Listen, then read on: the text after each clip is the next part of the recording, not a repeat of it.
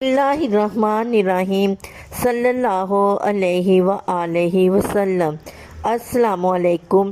آج میں آپ کو ایک ایسا وظیفہ بتاؤں گی جو ایک سورت فاتحہ اور سورت قل هو اللہ یعنی سورت اخلاص دونوں کو پڑھنے سے بنتا ہے۔ یہ وظیفہ انتہائی مختصر اور آسان ہے۔ شیخ فرید الدین شکرگنج رحمۃ اللہ علیہ کے ملفوظات میں شیخ نجیب الدین مقتول کے بارے میں لکھا ہے، ایک بزرگ شیخ نجیب الدین کی مجلس میں بیٹھے ہوئے تھے۔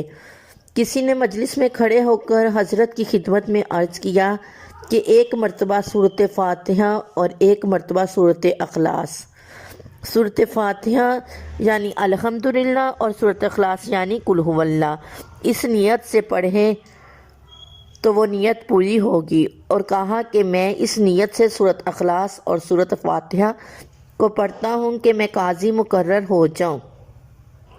شیخ نجیب الدین نے خاموشی اختیار کی، وہ سمجھا شاید میری آواز نہیں سنی انہوں نے۔ اس نے یہ آواز پھر دہرائی اور کہنے لگا کہ میں نے ایک دفعہ سورت فاتحہ اور سورت اخلاص اس نیت سے پڑھی ہے کہ میں قاضی بن جاؤں۔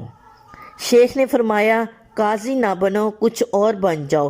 اس عمل کی طاقت پر انہیں اتنا یقین تھا کہ میں چیف جسٹس بن جاؤں گا۔ اس عمل کی طاقت پر اتنا یقین تھا۔ فرمایا کچھ اور مانگ لو، اگر تم چیف جسٹس بن گئے تو تم سے اس عہدے کو سنبھالا نہیں جائے گا، اس لیے تم کچھ اور مانگ لو۔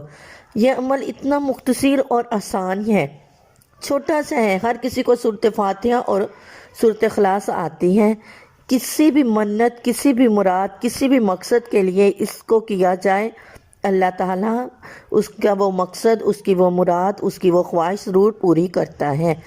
اللہ تعالیٰ ہمیں بھی اس وظیفے کو کرنے اور اس کی برکتیں سمیٹنے کی توفیق عطا فرمائے۔ آمین ثم آمین۔ صلی اللہ علیہ وآلہ وسلم۔